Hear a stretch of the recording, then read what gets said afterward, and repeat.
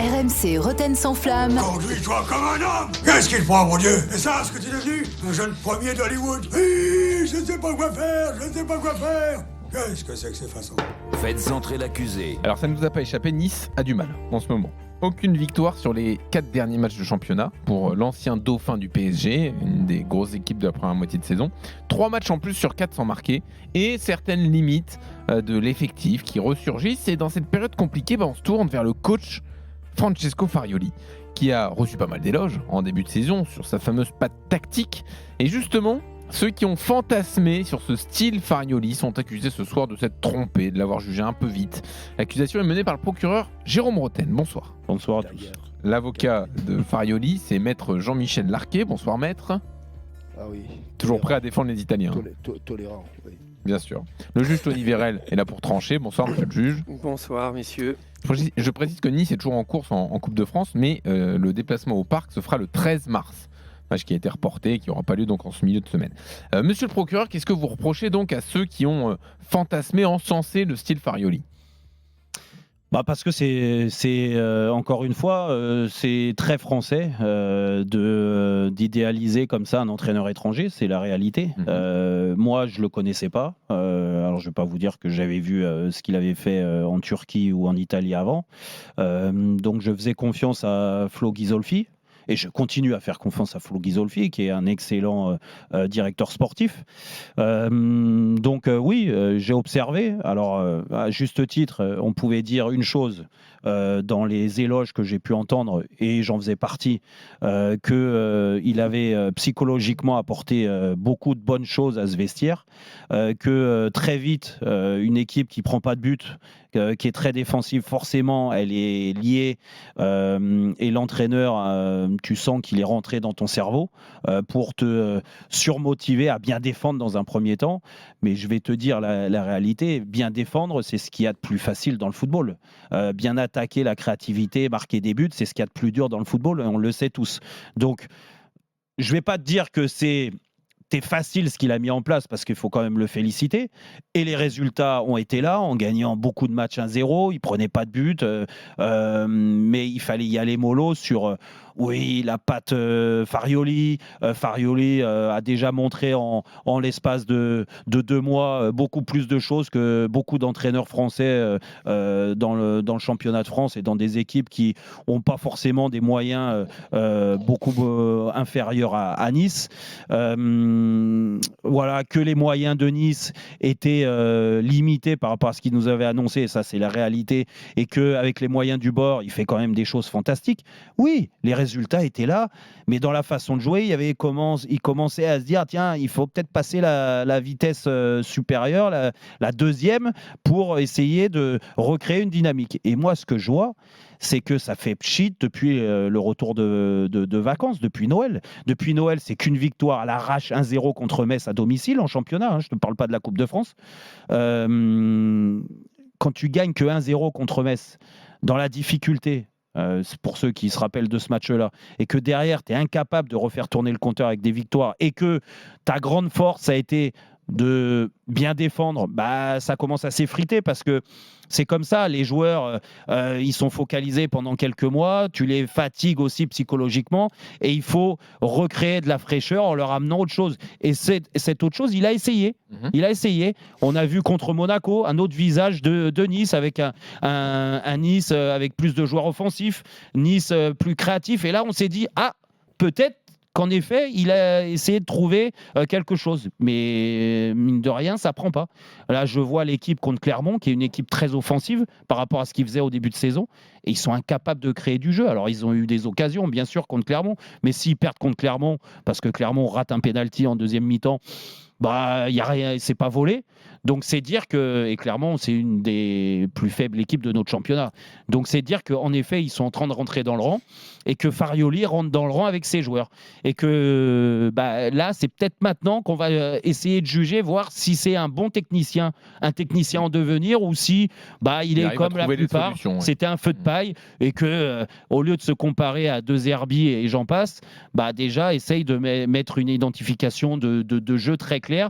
Et pour l'instant, je pense que à Nice, J'ai pas parlé avec le président et avec les trucs, mais je sens le vent tourner un petit peu et que ça va être difficile pour lui si les résultats sont pas au rendez-vous. Alors, parole à la défense, Maître Larquet, est-ce qu'il fallait s'enflammer sur Farioli?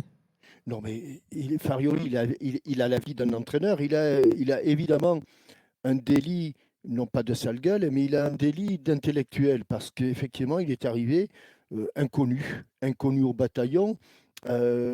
Licence de philo, je crois, ou prof de philo, je ne sais pas exactement ce qu'il est.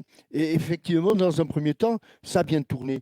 Mais Farioli, ceux qui se sont enflammés, mais Maître Roten, vous avez dit que pendant qu'il gagnait, vous étiez le premier à faire des éloges. Bah, c'est la vie d'un entraîneur qu'il a, Farioli. Et puis, aujourd'hui, ça tourne un peu moins bien. Il y a des expulsions, comme celle de Dante, qui sont, de Dante plus exactement, qui sont à la limite, qui te mettent dans l'embarras sur un match. Il a la vie d'un entraîneur. Ceux qui ont fantasmé, moi je ne fantasme pas sur les entraîneurs quand ils ont des résultats. Je me dis qu'ils ont de la chance d'avoir des résultats et que c'est la vie d'un entraîneur. Il a la vie d'un jeune entraîneur qui a réussi au début à gagner beaucoup de matchs, 1-0 d'ailleurs, hein, j'ai pas le calcul, mais je sais, et j'étais le premier à dire que ces matchs-là, à un moment ou à un autre, ça pouvait tourner, et ça tourne malheureusement sur une expulsion qui est un petit peu sévère, sur un poteau qui est là, sur des joueurs qui sont un petit peu moins bien, sur des absents pour la CAN. Mais c'est la vie d'un entraîneur. Alors, ceux qui ont fantasmé, j'en connais pas. Ceux qui ont fait des éloges sur Farioli, j'en connais. Vous en faites partie, Maître Roten. Ouais. Mais si vous l'avez vu, vous l'avez dit il y a 2 minutes. Il y a éloge et éloge. Il y a éloge et éloge de comparer aux meilleurs techniciens italiens. Moi, je suis dans le camp de ceux qui considèrent que le métier d'entraîneur est probablement le métier le plus compliqué ou l'un des métiers les plus compliqués à accomplir, et que Farioli a eu une embellie, qu'il y est pour quelque chose et qu'il y était pour quelque chose dans ses victoires à l'arraché. Mais c'est parfois des victoires à l'arraché, c'est presque, ça soude presque davantage un groupe que des victoires trop faciles. Et qu'aujourd'hui, Farioli, il est dans la difficulté. Je ne le mettais pas je ne le montais pas au pinacle lorsqu'il gagnait. Je ne le mets pas au plus bas que terre aujourd'hui parce qu'il est moins bien. Il a la vie d'un entraîneur. Et je fais confiance à Farioli et à son directeur sportif pour redresser ça, en sachant que Nice, toujours qualifié en Coupe de France, n'est qu'à 3 points du second. Donc, oui, c'est vrai, mais bon, aujourd'hui, on peut pas.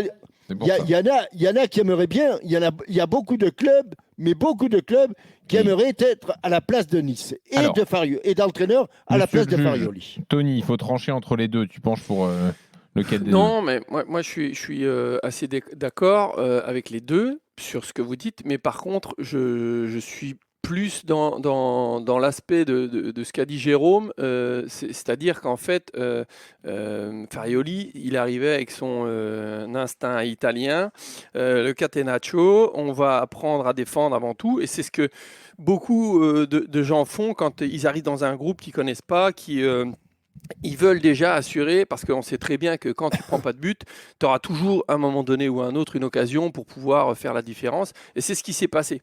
Sauf qu'aujourd'hui, ils tombent sur des équipes, les gens ne sont pas fous en face, qui a compris la tactique de Farioli, et maintenant ils les attendent de temps en temps. Tu vois, dans certains matchs, ils font pareil. Et ils laissent, surtout à domicile, maintenant ils les laissent jouer, ils les laissent faire le jeu. Et comme ils n'ont peut-être pas justement cette notion-là d'aller vers l'avant, et c'est comme dirait Jérôme, aujourd'hui ça fait un peu pchit, et tout ce qui a été surprenant et tout ce qui a pu faire la différence au début de l'année, aujourd'hui il tombe sur des entraîneurs, parce qu'il y a énormément d'analyses vidéo maintenant aujourd'hui, et donc aujourd'hui on sait ce qu'est le jeu de Nice. Alors peut-être que ça nous donnera tort parce qu'ils vont réussir à trouver la solution. Peut-être que lui-même va changer de dispositif ou va changer sa façon de voir les choses. Mais à l'heure actuelle, s'il continue comme ça risque d'être compliqué. Alors, comme dit Jean-Michel, il a raison.